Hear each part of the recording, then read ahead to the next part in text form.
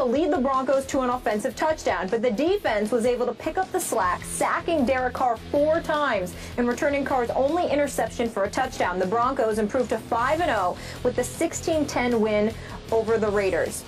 Stephen A., how concerned should this Broncos team be with number 18? I think they should be incredibly concerned, personally, Skip, Molly, because here's the deal.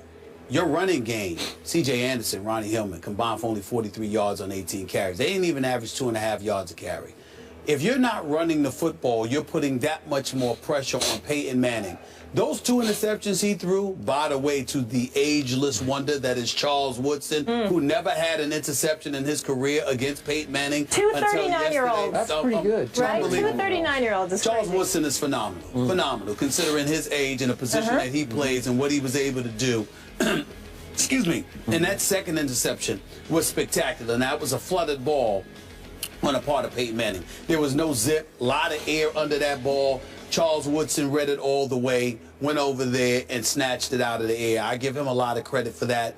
But nevertheless, the fact is that Peyton Manning, some of his passes, I know, Skip, you religiously say he never had the strongest of an arm to begin with, but some of these passes are quite alarming in terms of how long it takes them to get to their destination. And I look at it from that perspective, the absence of a running game, the fact that, again, Oakland, we're talking about a team that's real weak against tight ends.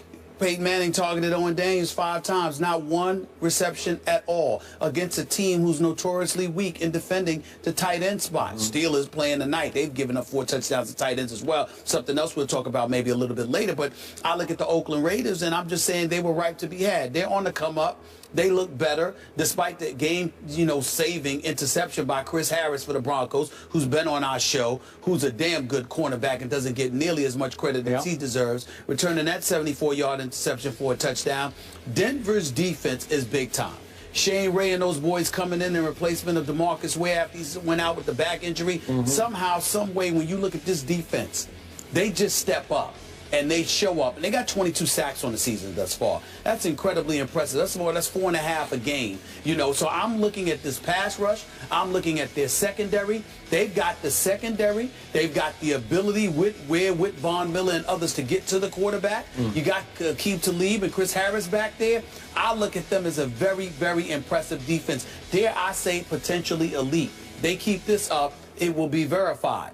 But offensively, this team is not winning a Super Bowl with this offense, playing the way that this offense is playing. You're not going to be able to pull this off against Cincinnati. You're not going to be able to pull this off against Pittsburgh once Big Ben Roethlisberger comes back. And you're certainly not going to be able to pull this off against New England, led by Tom Brady. So somehow, some way, your offense has to get back to the business of scoring points. No touchdowns, 2 interceptions by Peyton Manning, a running game that is suspect, and really no tight end to speak of. Because when you think about the loss of Julius Thomas, so now in Jacksonville, the fact of the matter is that having him there with Emmanuel Sanders being sandwiched by Emmanuel Sanders on one side and Demaryius Thomas on the other was a very, very big deal. There appears to be a hole in the middle of Denver's offense combined with the running game. Essentially, what you're asking is a 39-year-old quarterback, as brilliant as he has been, with a suspect arm at this stage of his career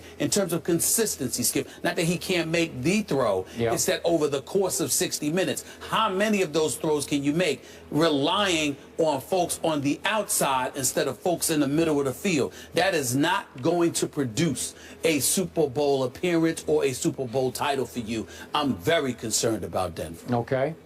Before I answer Molly's question, allow me to say I did go way out on a limb and say the Raiders would upset the Broncos in the Black Hole. And midway 4th quarter, Derek Carr had driven his team all the way to Denver's 31-yard line. He did. They're within field goal range to go ahead 10-9. And on 3rd and 5, you talked about it. He threw it to Chris Harris Jr. I don't know what Derek Carr was thinking, and it goes 74 yards the other way, and they lost. That's how close Oakland was to pulling that game off. I still love this young Raiders team. It's coming, and obviously Denver's offense is going down. It's going south right now. But now we're back to the question. Am I ready to jump off this bandwagon? Is it time for panic in Denver, Colorado? Absolutely not, because of everything you just said. we've got to give Peyton Manning a big break. He has next to no running game to complement his mediocre arm. He's always had a mediocre arm, but he's often had a decent running game, especially in Denver. The last, what was it, 7 or 8 games last year down the stretch in Denver? I thought they had the best rushing attack in pro football. And now you get 43 yards against the Raiders yesterday. Now you're averaging 71.6 yards a game. Do you realize if that held for the whole year, that would be Denver's franchise low for a season in its history? You have to go all the way back to 1961 when they averaged 77.9 yards rushing a game. Right. They're way under that at 71.6 now. Well, that's shocking to me. That's reason for panic. Right. You've gone from the best rushing attack to, I think, the worst rushing attack? Really? Yeah, I agree, but Skip, allow me to go back to my initial point, my major point, rather, about all of this.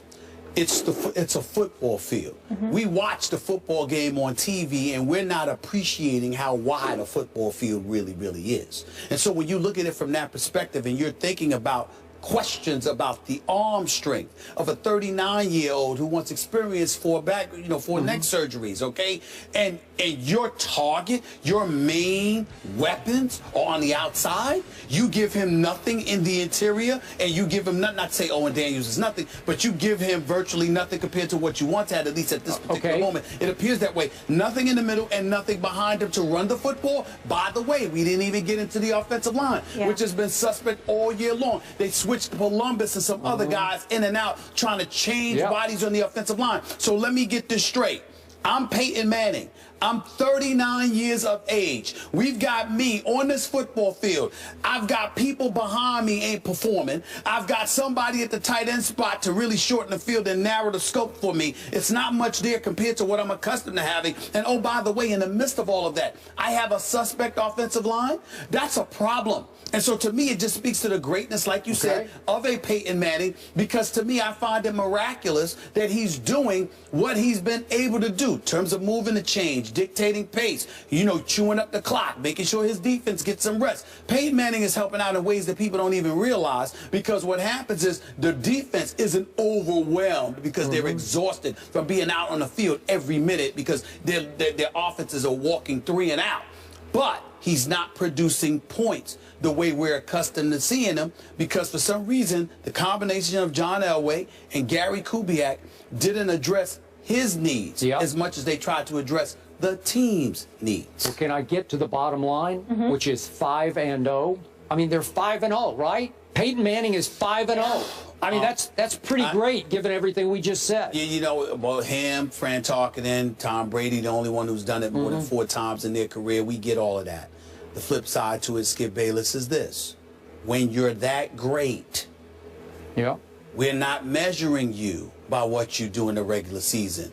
We're expecting, with greatness, we get to leapfrog and anticipate what you are going to do when moments count. Come to me and talk to me if Jay Cutler's 5-0. Okay? Talk to me if a Carson Palmer is 5-0. Talk to me when guys like that are 5-0. But somebody who has a history of regularly being a dominant fixture in the regular season, forgive us, you're measured against your own greatness. It's not an insult to you. So, yesterday against an up-and-coming, rugged, Rough Rider defense, that Oakland Raider defense, hey, Khalil Mack is no joke. I know Khalil Mack is no joke. Justin Tuck is no joke. You said the defense. You didn't say 2 people, okay? Charles Woodson's still no joke. Well, I know Charles Woodson is no joke. So here's the point. Against that defense at their place, Peyton Manning goes 22 of 35 for 266.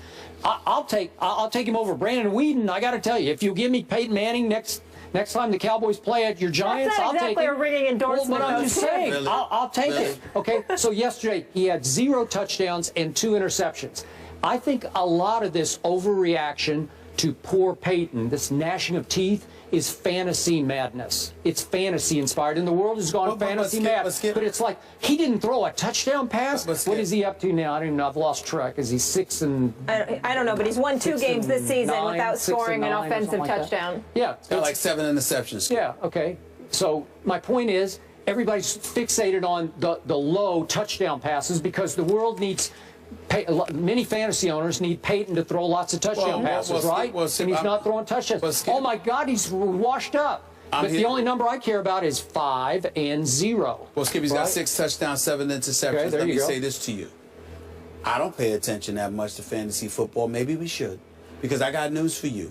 It matters from the perspective of looking at him and his level of production and what position he's been placed in. When you talk about the New England Patriots, you talk about Super Bowl. When you talk about the Dallas Cowboys, you talk about Super Bowl aspirations. One of the reasons we haven't really focused on the Cincinnati Bengals, if we're being honest, is because we don't really believe in them as of yet, because they don't produce in the postseason. So what I'm saying to you, when you even with Eli Manning, we can sit up there and talk about how he led the league in interceptions 3 times in his career, but he's also got 2 rings. So somehow, I don't know how, but he I'm does. just saying, somehow, yeah, you Elite. do. He knows how. Spell it. All the bottom line is this: you know that there is a possibility that Eli Manning is going to be there when it counts. Peyton Manning is supposed to be there when it counts. And what we're seeing is a defense that can propel them. And we're asking the question: can this team take you to a Super Bowl? And we both know with the way this offense is playing, that answer is hell no. Hell no? Hell no. Wow. Okay. As we mentioned, the Broncos have won gonna win the 2 West? games. Yeah, what's that saying? Well, San Diego, it says you're going to get a home playoff game. Kansas City, San Diego, Oakland. Really? Well, you want a cookie? I want a home playoff Kansas game. City's I got secondary one. is I'd like a decimated. cookie. Jamal Charles is out now. The Oakland Raiders are on the come up. Well, and that's what I'm San saying. Diego, we're trying to discover whether or not they're relevant. They get Antonio Gates back today. We'll after find his out. 4-game suspension. Yep. God bless him. Can I get this nugget out I really like? The Broncos have won 2 games this season without scoring an offensive touchdown. The rest of the league, 0 wins when failing to score a TD on offense. Team effort? Good nugget. Can I get a cookie? Defense. I like it. You get a whole bag of cookies. All right, the Eagles didn't have that issue. Their offense was explosive against the Saints. Is this the offense that we have been waiting for? Our former Eagle, Eric Allen, will join the desk. Back in a few.